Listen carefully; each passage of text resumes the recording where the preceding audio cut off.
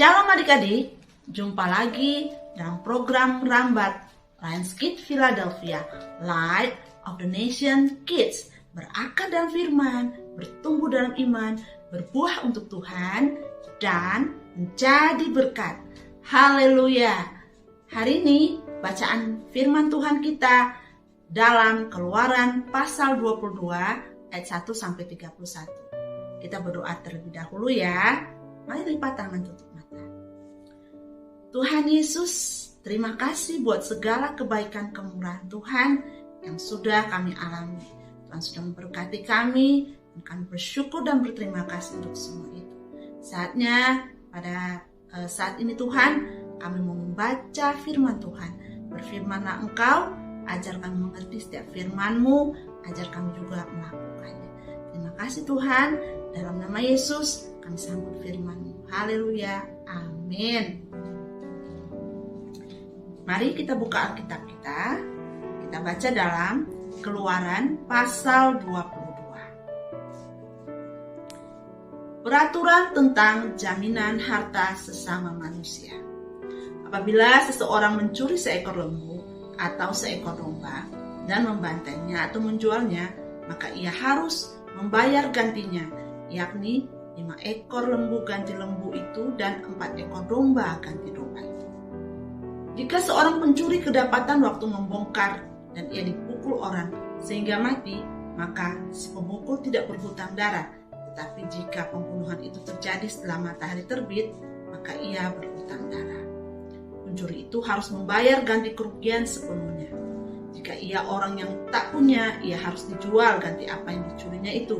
Jika yang dicurinya itu masih terdapat padanya dalam keadaan hidup, baik lembu, keledai atau domba, maka ia harus membayar ganti kerugian 2 kali lipat.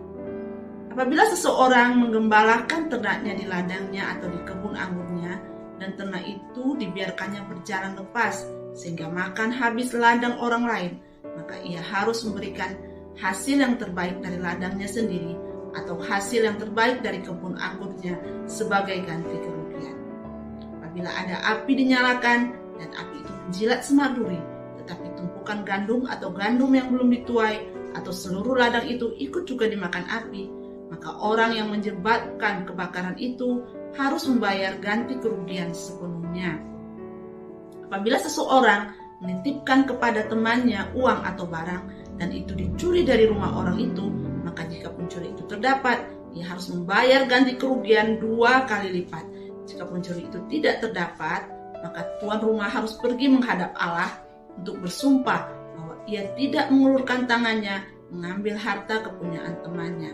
Dalam tiap-tiap perkara pertengkaran harta, baik tentang seekor lembu, tentang seekor keledai, tentang seekor domba, tentang sehelai pakaian, baik tentang barang apapun yang kehilangan, kalau seseorang mengatakan, inilah kepunyaanku, maka perkara kedua orang itu harus dibawa ke hadapan Allah.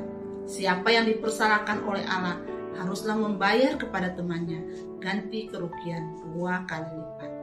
Apabila seseorang menitipkan kepada temannya seekor keledai atau lembu atau seekor domba atau binatang apapun dan binatang itu mati atau patah kakinya atau dihalau orang dengan kekerasan, dengan tidak ada orang yang melihatnya, maka sumpah di hadapan Tuhan harus menentukan di antara kedua orang itu, apakah ia tidak mengulurkan tangannya mengambil harta kepunyaan temannya, dan pemilik harus menerima sumpah itu, dan yang lain itu tidak usah membayar ganti kerugian.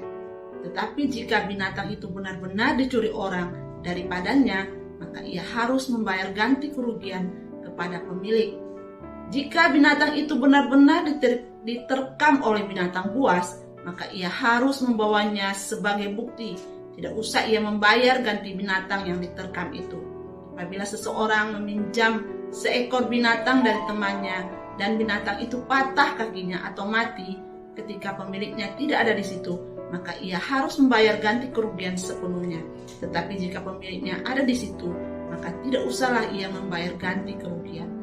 Jika binatang itu disewa, maka kerugian itu telah termasuk dalam sewa.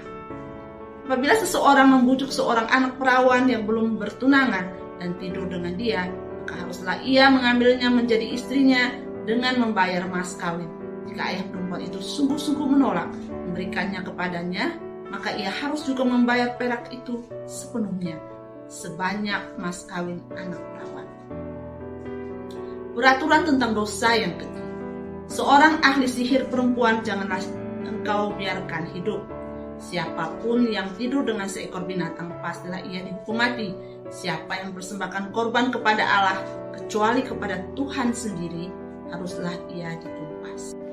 Peraturan tentang orang-orang yang tidak mampu. Janganlah kau tindas atau kau tekan seorang orang asing, sebab kamu pun dahulu adalah orang asing di tanah Mesir. Seorang janda atau anak yatim janganlah kamu tindas. Jika engkau memang menindas mereka ini, tentulah aku akan mendengarkan seruan mereka. Jika mereka berseru-seru kepadaku dengan nyaring, maka murkaku akan bangkit dan aku akan membunuh kamu dengan pedang, sehingga istri-istrimu menjadi janda dan anak-anakmu menjadi yatim.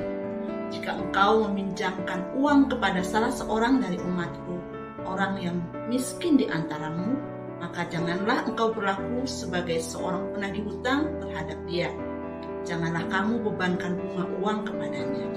Jika engkau sampai mengambil jubah temanmu sebagai gadai, maka haruslah engkau mengembalikannya kepadanya sebelum matahari terbenam, sebab hanya itu saja penutup tubuhnya.